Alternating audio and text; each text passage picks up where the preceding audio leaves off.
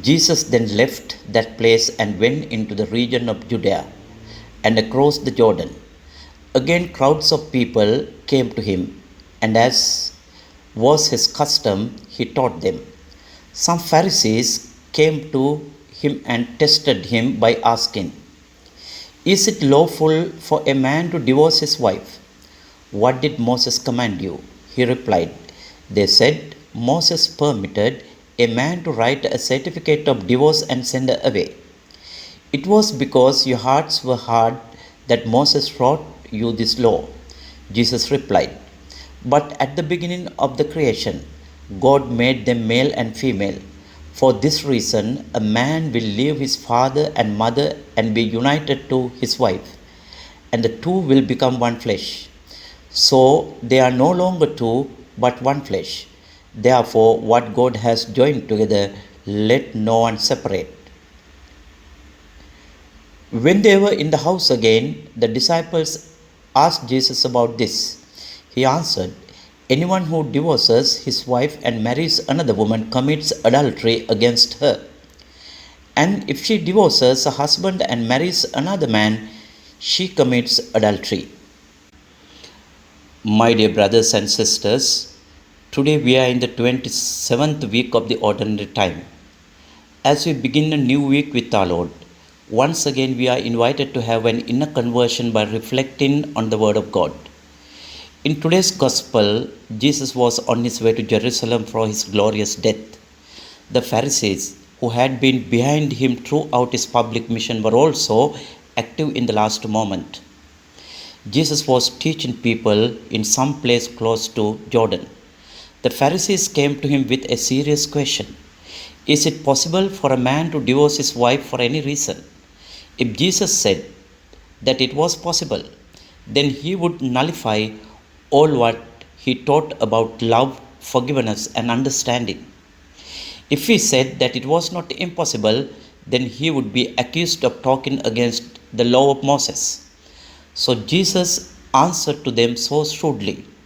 Instead of answering their question, Jesus asked a question in written. What did Moses say about it?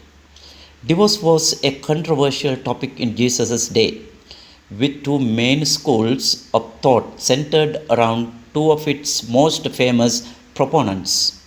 The first was the school of Rabbi Hillel, a lenient and popular view, and the school of Rabbi Shammai, a strict and unpopular view.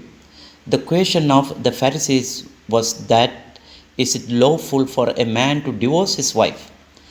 The debate centered around the Mosaic law that gave permission for divorce in Deuteronomy 24:1.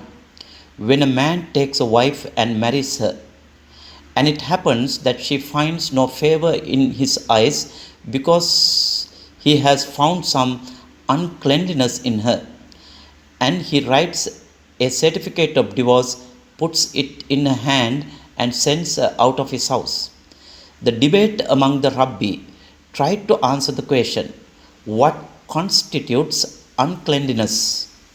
Rabbi Shammai understood that uncleanliness means sexual immorality, and he said that it was the only valid reason for a divorce. But Rabbi Hillel understood uncleanliness to mean any sort of discretion, even to point of burning the breakfast being valid ground for divorce. The teaching of Rabbi Hillel on divorce and the term uncleanliness in Deuteronomy 24:1, they said that it could mean if the wife spoiled a dish of food, if she spurned in the streets, if she talked to a strange man, if she spoke disrespectfully of her husband's relation in his hearing, if she was brawling woman who defined as a woman whose voice could be heard in the next house. Rabbi Akiba even went the length of saying that it meant if a man found a woman who was fairer in her eyes than his wife was. Marriage is not merely a social contract, and as God has joined, He will keep together. In using the term join together and separate, Jesus reminds us that divorce is really like an amputation. The Pharisees tried to get Jesus to speak against Moses or against popular thought. They hoped to catch him in a trap, emphasized the heart of the matter in Deuteronomy 24:1. Moses did not command the divorce, Moses permitted it. This went against the teaching Rabbi Hillel, who taught that it was righteous duty to divorce your wife if she displeased you in any way. The rabbi of that day had a saying, if a man has a bad wife, it is a religious duty to divorce her. Jesus went against this way of thinking. The Mosaic law granting divorce was a concession to the hardness of your heart. It was never commanded by God but permitted because of the hardness of the offending party in the cruelty of their unfaithfulness to their spouses. It was also permitted because of the hardness of the offended party, being unable to perfectly forgive and restore a damaged relationship. The law of Deuteronomy 24:1 was really given as a protection to the divorced wife. Moses permitted divorce providing a certificate of divorce was given to the wife. Its primary function was to provide a degree of protection for the woman who had been repudiated by the husband. Jesus now transitioned from a talk about divorce to a talk about marriage. The problem was not that they did not understand the law of divorce. The problem was that they did not understand what God said about marriage. This emphasis on marriage rather than divorce is a wise approach for any interested in keeping a marriage together. Divorce cannot be seen as an opinion when the things are hard. Marriage is like a mirror. It reflects what we put into it.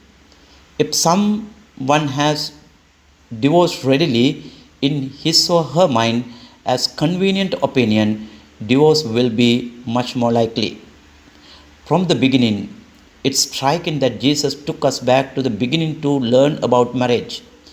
Today, many want to say, we live in a different time, or the rules are different today. We need modern understanding. Yet Jesus knew that the answer were in going back to the beginning. Rather forsake his father and mother than his wife, loving his wife as his own body.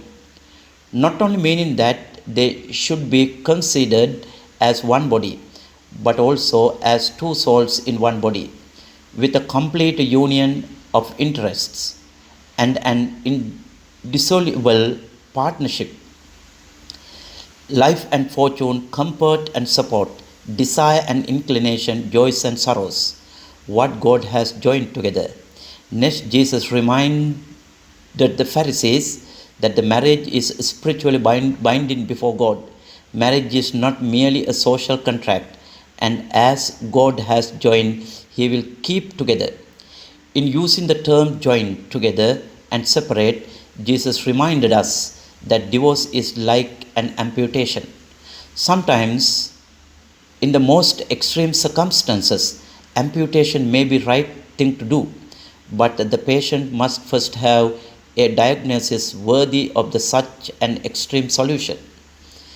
The entire Bible say on subject we see that if divorce is made on Bible grounds, there is full right to remarry.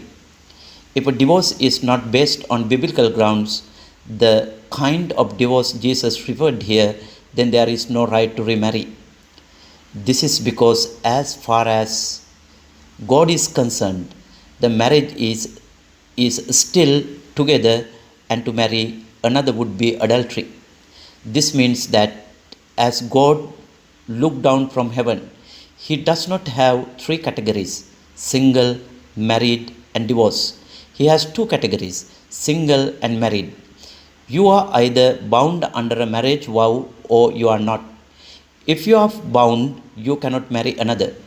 If you are not bound, you are free to marry in the Lord, understanding the whole counsel of God on this subject, free from the stigma of divorce in the church. Therefore, in a very special way, let us pray for our families. Let us pray for our married couples that they may always understand the sacred nature of their marriage and live accordingly. Amen.